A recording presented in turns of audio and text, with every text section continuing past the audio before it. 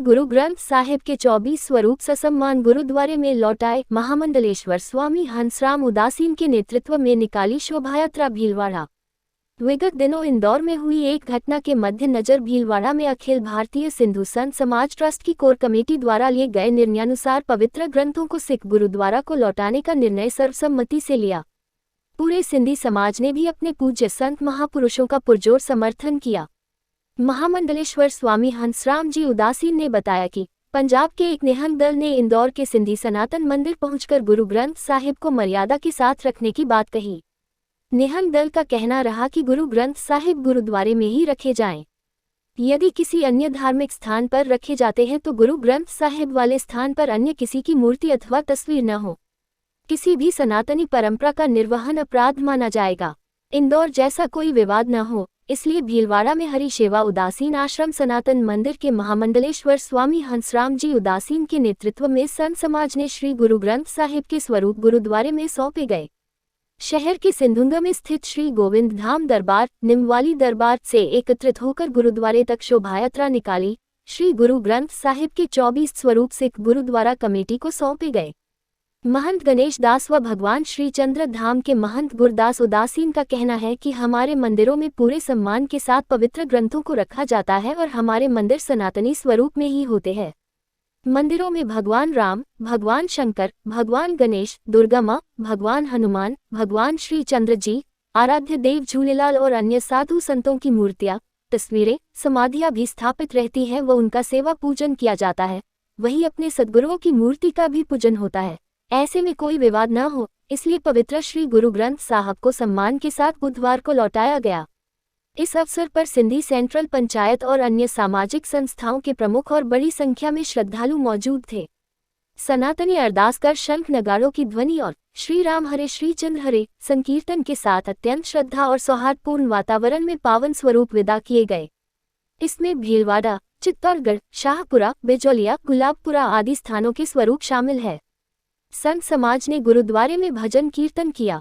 आज ऐसा दृश्य था कि गोविंद धाम दरबार से गुरुद्वारे तक सड़क पर लाल कारपेट, शंख, नगाड़े व बैंड बाजे, नरसिंगा, गुलाब की पुष्प वर्षा, गुलाब जल का पूरे मार्ग पर छिड़काव किया गया। राम धुनी लगाते हुए गुरुद्वारे में श्री गुरु ग्रंथ साहिब सुपुर्द किए। इस मौके पर हंसगंगा हरि सेवा भक्त मंडल, श्री गोविंद धाम सेवा मंडल, इच्छापूर्णी दुर्गा माता मंदिर मंडल, श्री चंद्र धाम चित्तौड़गढ़ भक्त मंडल व स्थानीय साध संगत आदि बड़ी संख्या में गणमान्य लोग मौजूद थे। आज भीलवाड़ा श्री गोविंद धाम सिंधु नगर से श्री गुरु ग्रंथ साहिब की जो यात्रा में 24 स्वरूप सिख गुरुद्वारा सिंधु नगर को सुपुर्द किए गए।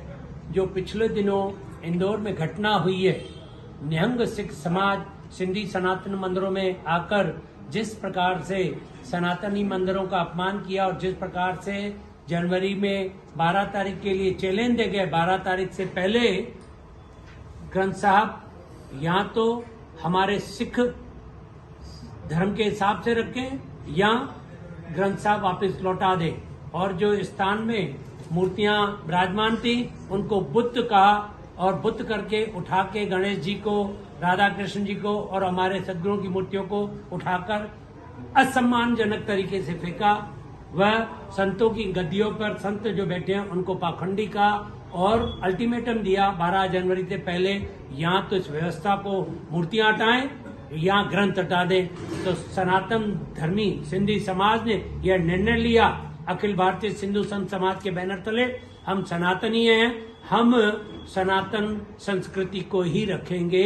इसलिए ससम्मान सिंधी समाज और सिख समाज में किसी भी प्रकार का विरोधाभास न हो, हमने श्री गुरु ग्रंथ साहिब सनातन धर्म की जय।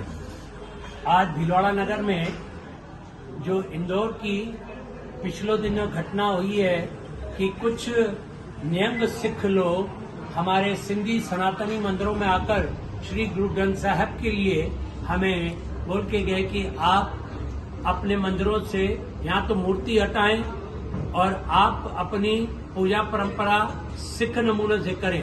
यहाँ तो फिर वो ग्रंथ साहिब हमारे वापस लौटा दें।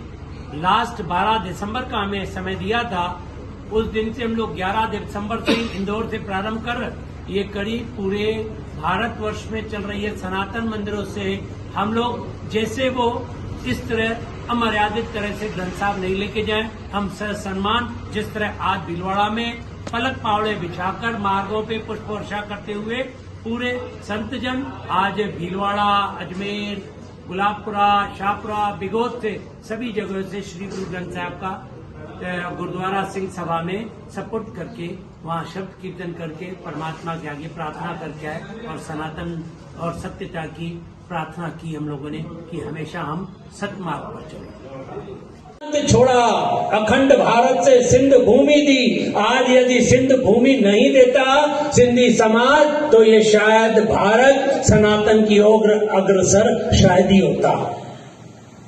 आज उस समाज पर श्री गुरु ग्रंथ साहब लगभग जब से इसका संकलन हुआ है, भीड़ बनी है,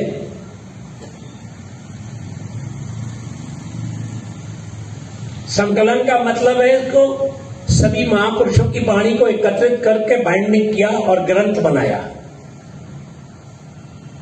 ग्रंथ किसको बोलते हैं? जो काफी मोटा हो जाए, बड़ा हो जाए। मैं बता दूं आपको, छोटी छोटी होती है, जैसे हनुमान चालीसा पढ़ते हैं तो क्या बोलते हैं? हाँ, पोथी छोटी सी, और फिर थोड़ा सा बड़ा हो जाए तो उसको बोलते हैं गुटका, और फिर थोड़ा बड़ा हो जाए तो ग्रंथ। अरे ये ग्रंथ तो सनातन में अनादिकाल से हमारे वेद है, 4 वेद, 6 शास्त्र, श्रीमद् भागवत महापुराण, रामायण। जब से श्री गुरु ग्रंथ साहब लगभग 400 साल से अधिक हुए तो क्या उसके पहले सिंधी समाज नहीं था? मैं आपसे पूछना चाह रहा हूँ, था या नहीं था? ग्रंथ पहले था या सिंधी समाज था? तो सिंधी समाज ग्रंथ से पहले क्या पढ़ता था? रामायण हमारे दरबारों में, भागवत की कथाएं होती थी, गीता, उपनिषद, और जब हमारे यहाँ कोई मृत्यु हो जाती थी तो खास तौर श्री गरुड़ पुराण का पाठ रखते थे, एक ही पाठ था।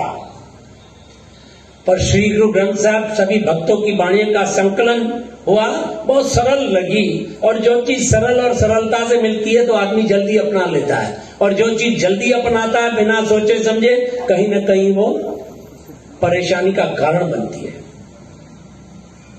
पर मैं ये बता दूं